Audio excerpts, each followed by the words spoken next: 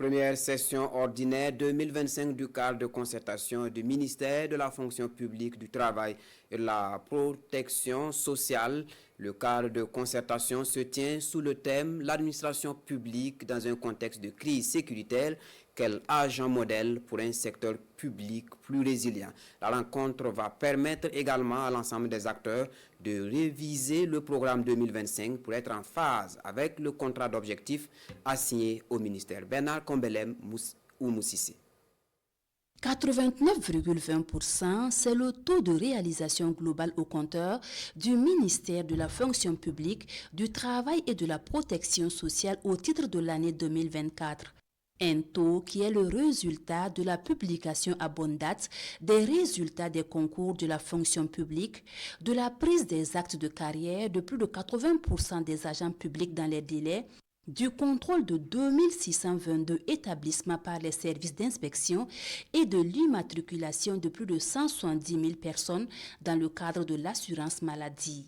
Et pour l'année 2025, le département de Mathias Traoré vise plus haut. Que nous puissions réviser le répertoire interministériel de l'État. Il y a aussi l'adoption du Code du travail et nous avons aussi le renforcement des capacités des acteurs pour la prise des sanctions disciplinaires qu'il faut prendre en compte. Toutes ces actions ne sauraient être menées à bien sans l'apport des agents, d'où le thème de cette rencontre, l'administration publique dans le contexte de crise.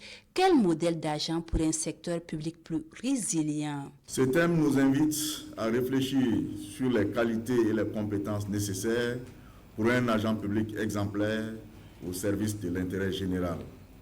Il s'inscrit en droite ligne des orientations de leur Excellence, le capitaine Ibrahim Traoré, président du FASO, chef de l'État, et M. Rimtalba Jean-Emmanuel Ouedraogo, Premier ministre, chef du gouvernement, en matière de bonne gouvernance, en vue de répondre aux attentes légitimes du peuple burkinabé en matière de refondation de l'État. Les retards, les corruptions et le manque de bon accueil des usagers ne doivent plus avoir leur place dans l'administration publique burkinabé, souligne Mathias Traoré. Et ce CACEM sera mis à profit pour formuler des recommandations pour une meilleure application des normes de gestion de l'administration publique.